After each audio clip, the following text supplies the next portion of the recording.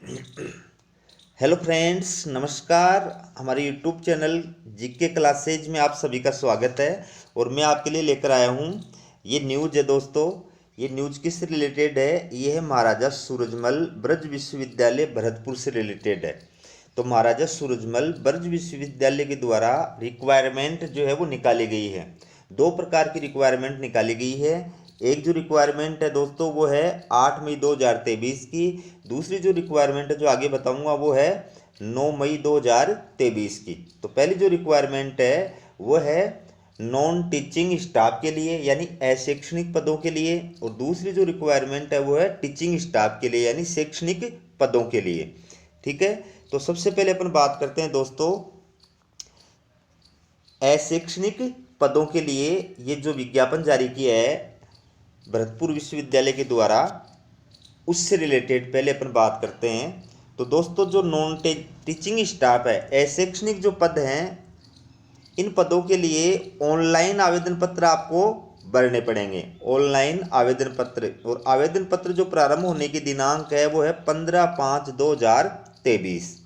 ठीक है। मैं आपको ये भी बता दूं कि जो टीचिंग स्टाफ की जो ऑनलाइन आवेदन फॉर्म भरने की जो डेट है वो भी 15/5 यानी 15 मई 2023 ही है।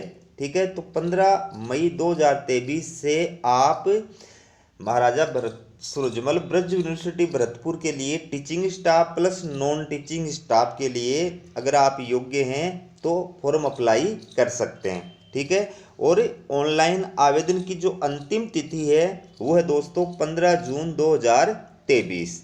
ठीक है। तो सबसे पहले अशैक्षणिक जो पद हैं वो कौन कौन से निकले हैं वो देखिए आप। ये 4 पोस्ट जो हैं, 5 पोस्ट जो हैं वो नॉन टीचिंग स्टाफ की है। एक है परीक्षा नियंत्रक, परीक्षा नियंत्रण की एक पोस्ट है। ठीक है। एक है ये है निजी सहायक, इसकी एक पोस्ट है।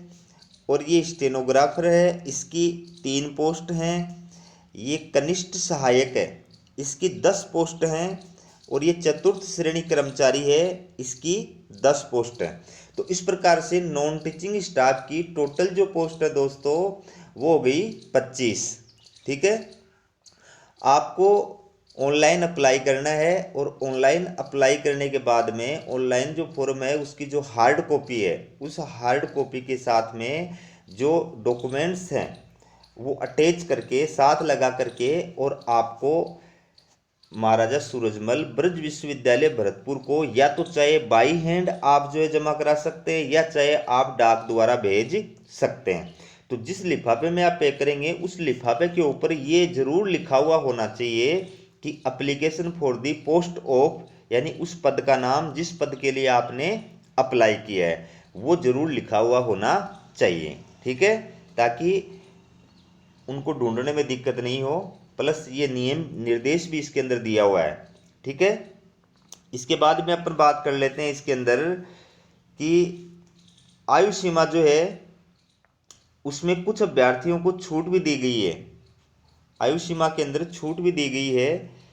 ये आप देख सकते हैं, अलग अलग जो कैटेगरी है उसके अभ्यर्थियों को आयु सीमा के अंदर छूट प्रदान की गई है। ठीक है। तो आप देख लो इसमें कि SC ST दिव्यांग OBC और पिछड़ा वर्ग के जो अभ्यर्थी है पुरुष अभ्यर्थी उनको 5 वर्ष की छूट प्रदान की गई है। और जो महिला अभ्यर्थी इस कैटेगरी की उनको 10 वर्ष की छूट प्रदान की गई है। और जो सामान्य वर्ग की महिला हैं उनको 5 वर्ष की छूट दी गई है। और जो विधवा हैं और तलाकशुदा महिला हैं उनको अधिकतम आयु सीमा निर्धारित नहीं की गई है, मतलब वो और एज होने से पहले कितनी भी उम्र की हैं वो फॉर्म अप्लाई कर सकते हैं। और फिर निःशक्त जन जो हैं इनको अलग अलग कैटेगरी के अंदर ये अलग अलग छूट प्रदान की गई है। और भूतपूर्व सैनिकों के लिए भी कोई आयु सीमा, भूतपूर्व सैनिकों के लिए अधिकतम आयु सीमा जो है वो 50 वर्ष निर्धारित की गई है। ये आयु संबंधी जो बातें हैं वो हैं। बाकी इसमें अब जो है ये आवेदन शुल्क कितना लिया जाएगा ये देखिए दोस्तों। आप किसी भी पोस्ट के लिए अप्लाई कर रहे हैं तो उसके लिए जो परीक्षा शुल्क है वो आपको देना होगा। तो परीक्षा शुल्क कितना है? जो सामान्य वर्ग के अभ्यर्थी हैं उनकी जो परीक्षा शुल्क की राशि है वो होगी 1000 रुपये। और राजस्थान के जो SC ST OBC non creamy अभ्यर्थी हैं उनकी जो आवेदन शुल्क की राशि है वो होगी 500 रुपये। और विशेष योग्यजन जो अभ्यर्थी हैं, शारीरिक रूप से विकलांग या दिव्यांग जो अभ्यर्थी हैं, उनकी जो फीस की राशि होगी वो होगी 200 रुपये। ठीक है, तो महत्वपूर्ण जो अपडेट है दोस्तों वो मैं आपको बता रहा हूँ इसमें। बाकी जो डिटेल है वो आप चाहे तो विश्वविद्यालय की साइट पर जाकर के देख सकते हैं, बाकी डिटेल वहाँ पर आपको उपलब्ध हो जाएंगी। मैं यहाँ पर सिर्फ आपको मेन जो बातें हैं वो आपको बता रहा हूँ। अब इसमें एक चीज़ और है दोस्तों, विशेष रूप से मैं आपको बता देता हूँ, बाकी तो निर्देश जो है वो साइट पे आपको मिलेंगे। तो इसमें क्या है, ये जो 2 पोस्ट हैं परीक्षा नियंत्रक की और निजी सहायक की, इनका जो सिलेक्शन किया जाएगा वो तो इंटरव्यू बेस से होगा, यानी इंटरव्यू के आधार पर इनका सिलेक्शन किया जाएगा।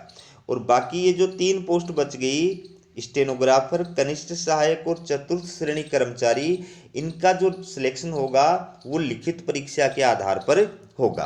तो तीनों पोस्ट की अलग अलग लिखित परीक्षा होगी, अलग अलग उसका प्रोसेस है, अलग अलग पेपर की प्रक्रिया है, अलग अलग सिलेबस है। तो वो आप विस्तृत विज्ञापन के अंदर देख सकते हैं। यहाँ में जो आपको है बेसिक जो इन्फॉर्मेशन है वो प्रदान कर रहा हूँ। ठीक है, इसके बाद देखिए दोस्तों, ये आप देख सकते हैं, मैंने अभी आपको बताया कि ये टीचिंग स्टाफ का विज्ञापन जो महाराजा सूरजमल ब्रज विश्वविद्यालय के द्वारा 9 मई 2023 को जारी किया गया है। ठीक है, और वही ऑनलाइन जो फॉर्म अप्लाई करने की जो डेट है वो है, अंतिम जो डेट है वो है 15/6/2023। यानी आपको क्या करना है, ऑनलाइन फॉर्म भरना है। और ऑनलाइन फॉर्म जो है उसके एप्लीकेशन की जो हार्ड कॉपी है वो निकाल करके उसके साथ डॉक्यूमेंट्स अटैच करके आप चाहे तो बाई हैंड या फिर डाक द्वारा भेज सकते हैं। तो 15 जून से पहले पहले ये दोनों कार्य हो जाने चाहिए। ठीक है, और जो हार्ड कॉपी का लिफाफा है, जिस लिफाफे में आप ऑनलाइन एप्लीकेशन फॉर्म और हार्ड कॉपी लगा करके यूनिवर्सिटी भेजेंगे, उस हार्ड कॉपी के लिफाफे के ऊपर स्पष्ट रूप से लिखा हुआ होना चाहिए कि application for the post of, इसमें पोस्ट का नाम आ जाएगा, इन सब्जेक्ट, फिर सब्जेक्ट का नाम आ जाएगा, यानी आप किस पोस्ट के लिए और पोस्ट के अंतर्गत किस सब्जेक्ट के लिए जो है वो अप्लाई कर रहे हैं। ठीक है, तो ये जो विज्ञापन है दोस्तों यूनिवर्सिटी की साइट पर ही इसी प्रकार से दिया हुआ है, साफ साफ नहीं है, इसलिए यहाँ पर मैं भी इसी प्रकार का लेके आया हूँ। तो मैं आपको वैसे बता देता हूँ मौखिक रूप से कि किन किन सब्जेक्ट्स की जो है प्रोफेसर, एसोसिएट प्रोफेसर और असिस्टेंट प्रोफेसर की वैकेंसी जो यूनिवर्सिटी के द्वारा निकाली गई हैं। तो इसमें लॉ की जो है वो टोटल 9 पोस्ट हैं, इंग्लिश की 1 पोस्ट है, पॉलिटिकल साइंस की 1 पोस्ट है, और इकोनॉमिक्स, हिस्ट्री, सोशोलॉजी और व्यवसायिक प्रशासन, ठीक है, बिजनेस एडमिनिस्ट्रेशन, इनकी 2 पोस्ट हैं। ड्राइंग और पेंटिंग की 5 पोस्ट हैं, होम साइंस की 6 पोस्ट हैं, मैथ्स की 4 पोस्ट हैं, गणित की जो है 4 पोस्ट हैं, और कंप्यूटर साइंस की 3 पोस्ट हैं। इस प्रकार से टीचिंग जो स्टाफ है, शैक्षणिक जो स्टाफ है, उसकी टोटल जो पोस्ट है दोस्तों वो हैं 32। ठीक है, ये साइट पे साफ साफ नहीं दे रखा है, इसलिए आपको साफ साफ दिखाई भी नहीं दे रहा है, तो मैं आपको वैसे बता रहा हूँ। बाकी आप विस्तृत जानकारी जो है वो साइट पे भी देख सकते हैं। अब ये दोस्तों जो है फीस का डिटेल है कि जो टीचिंग स्टाफ है वो ऑनलाइन फॉर्म भरने की क्या क्या जो है फीस लगेगी उसकी। तो देखिए, general, other backward class, creamy layer, इनकी जो फीस होगी ऑनलाइन फॉर्म की वो होगी 1000 रुपये।